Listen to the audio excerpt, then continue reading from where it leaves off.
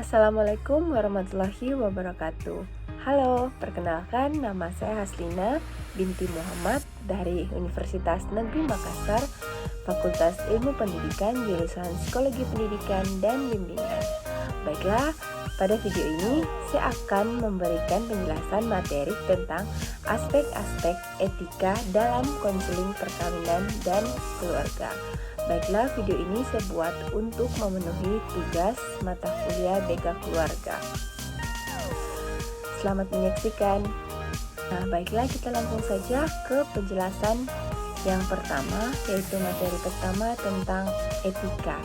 Nah, di sini etika mencangkup pembuatan keputusan yang bersifat moral tentang manusia dan interaksinya dalam kehidupan masyarakat.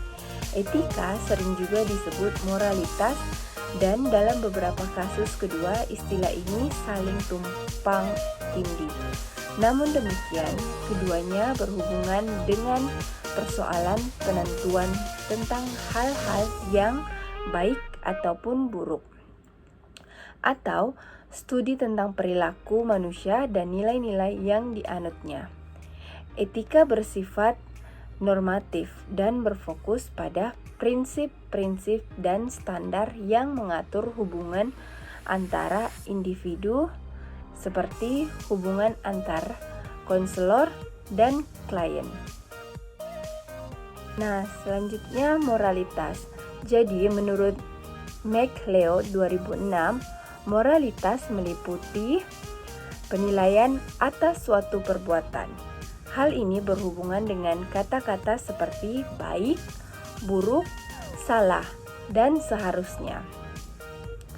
Sedangkan Christopher menyatakan konselor yang memiliki moral dan memahami asumsi moral tentang sifat manusia secara eksplisit dan implisit akan mempertanyakan apakah manusia itu, bagaimana seharusnya manusia itu. Hukum merupakan penyusunan yang akurat dari standar pemerintahan yang dibuat untuk menjamin keadilan ilegal dan moral seseorang. Hukum juga merupakan peraturan, keputusan pengadilan, dan tradisi. Hukum tidak mendikte etika tentang apa yang pantas untuk situasi tertentu, tetapi apa yang legal dalam situasi tersebut. Kadang-kadang apa yang legal pada kurun waktu tertentu dianggap tidak etis atau tidak bermoral oleh beberapa segmen masyarakat.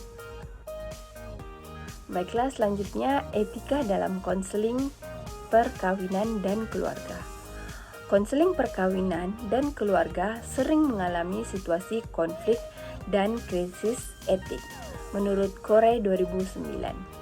Hal ini terjadi karena konselor menangani sejumlah individu secara bersama-sama sebagai sebuah sistem, dan tidak mungkin semua anggota sistem ini memiliki kesamaan tujuan. Untuk mengatasi permasalahan-permasalahan seperti itu, Thomas pada tahun 1994 mengembangkan kerangka kerja yang dinamis berorientasi proses untuk digunakan konselor ketika menangani sebuah keluarga. Model ini mengkaji 6 nilai yang memengaruhi konselor, konseli, dan proses konseling. Yang pertama yaitu tanggung jawab, integritas, komitmen, kebebasan memilih, kekuasaan, dan yang terakhir hak untuk berduka.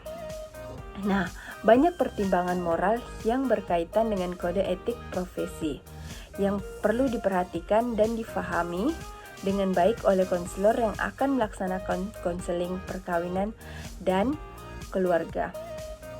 Pertimbangan moral itu diperlukan karena terjadinya perubahan fokus konseling dari konseling yang berfokus pada individu menjadi konseling yang berfokus pada sistem keluarga.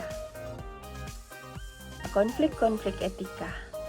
Pengadaptasian dan penerapan kode etik Dalam layanan konseling perkawinan dan keluarga berhubung secara langsung dengan tingkat profesionalitas konselor. Namun, keberadaan standar semacam ini juga potensial menimbulkan dilema bagi sebagian besar konselor. Seperti diungkap oleh Stadler 1986, untuk bertindak sesuai etik, konselor harus memperhatikan kode etik dan mampu membedakan suatu dilema etik dari tipe-tipe dilema lainnya. Proses ini tidak selalu dapat dilakukan dengan mudah. Selain itu, terkadang prinsip-prinsip etik yang berbeda dalam peraturan menghasilkan pedoman yang saling bertentangan mengenai sesuatu yang dilakukan dalam situasi tertentu. Nah, jenis-jenis konflik etika ada 4. Yang pertama itu siapa yang terlebih dahulu. Yang kedua, bagaimana penanganan kerahasiaan. Yang ketiga, apa titik utama perkembangan etika. Dan yang terakhir, yang keempat, bagaimana keberadaan konselor, kekuasaan, atau mengurangi konflik. Selanjutnya, kode etik profesional. Nah, kode etik para pekerja profesional memiliki bermacam-macam fungsi, yaitu sebagai kode pengarah perilaku, kode pengarah hubungan konselor dengan klien. Nah, yang pertama itu kode pengarah perilaku. Ada beberapa kode pengarah perilaku konselor dalam melakukan layanan konseling perkawinan dan keluarga. Beberapa di antaranya adalah sebagai berikut. Yang pertama, konselor memberikan layanan secara profesional kepada semua orang tanpa memandang suku, agama, jenis kelamin, perbedaan politik, sosial, status sosial ekonomi, atau gaya hidup. Konselor diharapkan dapat mencurahkan porsi waktu kerjanya walaupun hanya sedikit atau tidak ada bayaran. Jika konselor tidak bisa memberikan layanan karena alasan tertentu, maka konselor seharusnya melakukan referral yang sesuai. Yang kedua, konselor tidak boleh memanfaatkan hubungan konseling mereka untuk kepentingan pribadi, agama, politik, dan bisnis. Yang ketiga, konselor tidak diperkenankan membayar atau menerima bayaran dalam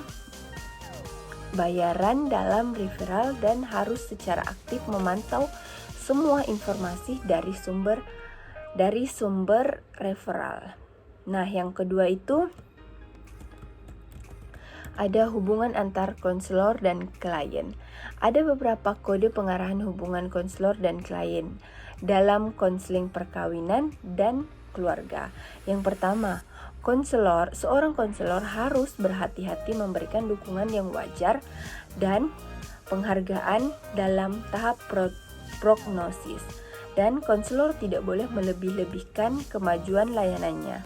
Yang kedua, konselor harus mementingkan pemahaman yang jelas tentang keuangan bersama klien. Pembayaran hendaknya diatur di awal hubungan terapeutik. Yang ketiga, konselor harus membuat catatan-catatan bagi setiap kasus dan menyimpang dengan aman serta terjamin kerahasiaannya sesuai dengan standar legal dan profesional. Pengambilan keputusan etik. Pengambilan keputusan etik dalam layanan konseling perkawinan dan keluarga tidak selamanya mudah dilakukan, tetapi hal ini merupakan bagian dari tugas seorang konselor perkawinan dan keluarga. Untuk ini dibutuhkan kualitas kepribadian konselor seperti karakter, integritas, dan keberanian moral. Selain pengetahuan, sebagian besar konselor perkawinan dan keluarga melakukan layanan konseling dengan standar etik pribadi yang dikembangkan sendiri tanpa berpegang pada batasan etik yang dibuat oleh asosiasi konseling profesional. Semua itu biasanya berjalan dengan baik sampai akhirnya berhadapan dengan sebuah dilema yang solusinya tidak jelas atau kelihatannya tidak ada solusi terbaik. Kita ke materi yang selanjutnya, yaitu pengonsepan perilaku etik konselor dalam 5 tingkat perkembangan yang berkesinambungan menurut Van Hoos tahun 1985. Nah, yang pertama itu ada orientasi hukum. Pada tingkat ini, konselor menganggap standar sosial eksternal adalah dasar untuk menilai perilaku. Yang kedua, orientasi institusional. Konselor yang beroperasi pada tingkatan ini percaya dan berpegang pada aturan institusi tempat mereka bekerja. Yang ketiga ada orientasi sosial. Nah, pada tingkatan ini konselor mendasarkan keputusan yang diambilnya pada standar sosial. Yang keempat ini orientasi individu. Nah, orientasi individu, kebutuhan individu mendapat prioritas utama. Pada tingkatan ini, konselor memperhatikan kebutuhan sosial dan hukum yang berlaku, tetapi mereka berfokus pada apa yang terbaik untuk individu. Yang kelima, yang terakhir itu orientasi prinsip atau orientasi hati nurani. Pada tingkatan ini, kepedulian satu-satunya adalah pada individu. Keputusan yang beretika diambil berdasarkan standar etika internal, bukan pertimbangan eksternal. Materi selanjutnya, hubungan ganda. Hubungan ganda dalam konseling perkawinan dan keluarga terjadi apabila konselor terlibat dalam hubungan yang sama sekali berbeda dengan hubungan antar konselor dan klien. Misalnya, menjadi konselor tetangga, teman, mitra bisnis, dan menerima bayaran dari klien sebagai bentuk balasan terhadap pelayanannya atau menjadi penguasa klien. Nah, selanjutnya, bekerja sama dengan konselor yang tidak etis. Pada umumnya, konselor bekerja berdasarkan kode etik. Namun demikian, kadang-kadang muncul situasi atau kasus tertentu dalam keadaan demikian. Konselor harus mengambil tindakan. Jika tidak, mengabaikan situasi semacam ini bisa membuat moral konselor terkikis dan membuat dia mudah memaafkan pelanggaran etika. Hurley 1996 menyarankan beberapa langkah untuk digunakan dalam pekerjaan melewati dilema etik, terutama yang berkaitan dengan hal-hal yang merugikan profesionalitas. Sebagai berikut, yang pertama yaitu konselor mengidentifikasi masalah subjektif mungkin. Proses tersebut paling baik dilakukan dalam bentuk tertulis. Yang kedua, konselor menerapkan kode etik yang berlaku pada permasalahan tersebut. Pada kasus ini, akan dapat muncul pedoman yang jelas, seperti misalnya arahan tindakan. Yang ketiga, konselor harus mempertimbangkan prinsip-prinsip moral dari profesi pemberian bantuan seperti perbuatan baik, keadilan, dan otonomi. Yang keempat ada konsultasi dengan rekan kerja juga merupakan opsi lain. Jika tindakan diperlukan, maka rekan kerja yang dipermasalahkan pertama-tama harus didekatkan secara informal. Nah, beberapa tindakan mungkin diambil adalah pengaduan pelanggaran etik ke organisasi profesi dan atau lembaga oknum lain yang terkait. Penjelasan materi yang terakhir yaitu hak-hak klien dan rekaman. Ada dua bentuk hak klien yang bersifat yang tersirat dan yang tersurat. Kedua hak tersebut berhubungan dengan proses konseling. Hak klien yang tersirat berhubung dengan substansi keadilan perlakuan. Hak eksplisit, Hak eksplisit berfokus pada proses keadilan perlakuan yang terkait dengan langkah-langkah yang diperlukan untuk memulai atau menuntaskan sebuah tindakan etika aturan yang jelas dilanggar. Proses keadilan perlakuan dilanggar ketika aturan yang jelas dilanggar dan klien merasa tidak mendapat informasi tentang cara memperbaiki perlakuannya. Nah, jadi jumlah dan bentuk formulir dalam rekaman klien bermacam-macam sesuai dengan agensi dan praktisi, tetapi biasanya mencakup 6 kategori dokumen. Yang pertama, identifikasi atau informasi wajib seperti nama, alamat, nomor telepon, tanggal lahir, jenis kelamin, pekerjaan, dan sebagainya. Yang kedua, informasi penilaian seperti evaluasi psikologis, latar belakang sosial atau keluarga, riwayat kesehatan, dan sebagainya. Yang ketiga, rencana perawatan seperti menjelaskan masalah, rencana tindakan, langkah-langkah yang diambil untuk mencapai perilaku yang diinginkan, dan sebagainya. Yang keempat, catatan kasus, misalnya dokumentasi perkembangan dalam setiap sesi untuk mencapai tujuan. Yang kelima, ringkasan akhir hasil dari konseling, diagnosis akhir jika ada, rencana setelah konseling, dan lain-lain. Baiklah, itu saja pemaparan materi atau penjelasan materi yang bisa saya berikan dalam video ini.